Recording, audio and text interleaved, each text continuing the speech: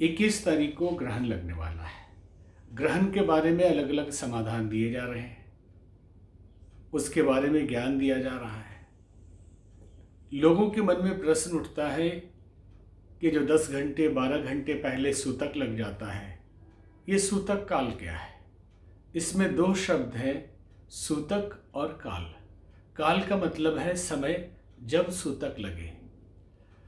अगर हम पौराणिक दृष्टि से देखें, सामाजिक मान्यताओं की दृष्टि से देखें, तो सूतक लगता है जन्म और मृत्यु में और तीसरा ग्रहण में, कि जब किसी के घर में बच्चा पैदा हो तो उस समय सूतक माना जाता है, या जब किसी की मृत्यु हो जाए तो उस अवधि को सूतक माना जाता है।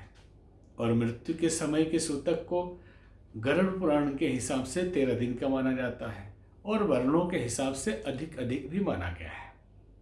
आखिर ये सूतक होता क्या है और इसे क्यों माना जाता है?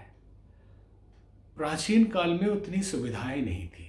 जब बच्चा पैदा होता तो बहुत संरक्षित रखा जाए, बहुत लोग न आए या घर वाले बहुत जगह न जाए, ऐसी स्थिति में ताकि संक्रमण न फैल पाए, इसलिए उस टाइम पीरियड को सूतक माना जाता था।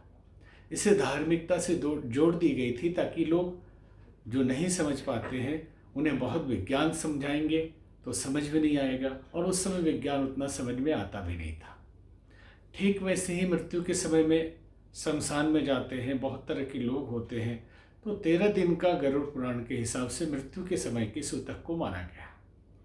वास्तव में ये परिवर्तन का समय होता है। जैसे संधि काल होता है, सुबह का शाम का, ठीक वैसे ही जैसे ग्रहों का सूतक माना जाता है। ग्रहण हम उसको कहते हैं जब भौगोलिक दृष्टि से पृथ्वी और सूर्य के बीच में चंद्रमा आ जाए तो वो एक ग्रहण होता है, या चंद्रमा और पृथ्वी के बीच में सूर्य आ जाए तो वो भी एक ग्रहण होता है। तो ये जो भौगोलिक दृष्टि से, वैज्ञानिक दृष्टि से एक भौगोलिक घटना दिखाई पड़ती है कि पृथ्वी और सूर्य के बीच में चंद्रमा आया और ये ग्रहण हो गया, लेकिन ज्योतिषीय अनुसार या आध्यात्मिक दृष्टि से या वैज्ञानिक दृष्टि से भी देखेंगे तो ब्रह्मांडीय किरणों का बड़ा प्रभाव होता है पृथ्वी के ऊपर, अंतरिक्ष के ऊपर, पूरे ब्रह्मांड के ऊपर, और यहाँ रहने वाले जीवों के ऊपर उन किरणों का प्रभाव होता है। इसलिए ग्रहण के सूतक काल में भी, उस टाइम पीरियड में, उस समय अवधि में भी कहा जाता है कि आप उपवास करें, ना खाएं, क्योंकि किरणों का प्रभाव हमारे चक्रों, ग्रंथियों, उपत्यकाओं पे पड़ता है, और ग्रंथियों से ऐसे स्राव होते हैं, ऐसे केमिकल्स निकलते हैं जो एक आदमी के इमोशन को बहुत बढ़ा सकते हैं, उसकी भावनाएं उद्वेलित कर सकते हैं, किसी के अंदर क्रोध बढ़ सकता है, किसी के अंदर डिप्रेशन बढ़ सकता है।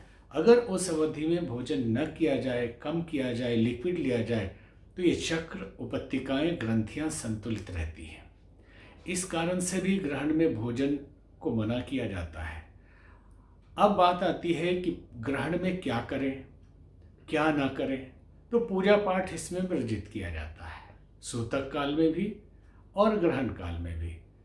तो उस समय इतना करना चाहिए कि अगर आप मंदिर नहीं जा सकते, मंदिर के आसन पे बैठ नहीं सकते या माला नहीं पकड़ सकते, तो आप मन ही मन जहाँ हैं वहीं गायत्री मंत्र का, महामृत्युंजय मंत्र का, ओम नमः शिवाय का या अपने गुरु मंत्र का जप करिए, इससे बहुत लाभ होगा।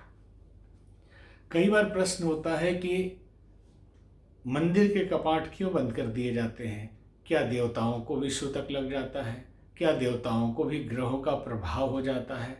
देवताओं के ऊपर ग्रहों का प्रभाव नहीं होता। कारण ये है कि देवता कौन है? हमारे अंदर ऐसी मूढ़ मान्यताएं भर दी गई ईश्वरीय चेतना के बारे में, देवताओं के बारे में, कि हम नासमझी करते रहते हैं। परमात्मा परम शक्ति है, कण कण में वही व्याप्त है, और व्यवहारिक रूप से जिन शक्तियों का भौतिक जगत में हम उपयोग करते हैं और उनकी अभिव्यक्ति होती है शक्ति की उस व्यवस्था के रूप में, उस साधन के रूप में, उसे हमने देवता का नाम दिया। अगर धन के रूप में वो शक्ति सामने आती है तो हमने लक्ष्मी माता कहा, जब विवेक के रूप में वही शक्ति सामने आती है तो हमने उसे गणपति कहा, सरस्वती कहा। वही शारीरिक शक्ति या सैन्य शक्ति के रूप में आती है तो हमने उसे दुर्गा कहा है। तो इस तरह से देवता कोई आदमी नहीं है, लेकिन मनुष्य हर चीज़ को मानवीकृत कर देता है। तो उसे ये लगता है कि पता नहीं हम परेशान हो रहे हैं सूतक में, तो हमारे देवता भी परेशान हो रहे होंगे। यही कारण है कि गर्मी के दिनों में कई मंदिरों में लू लग जाता है भगवान को।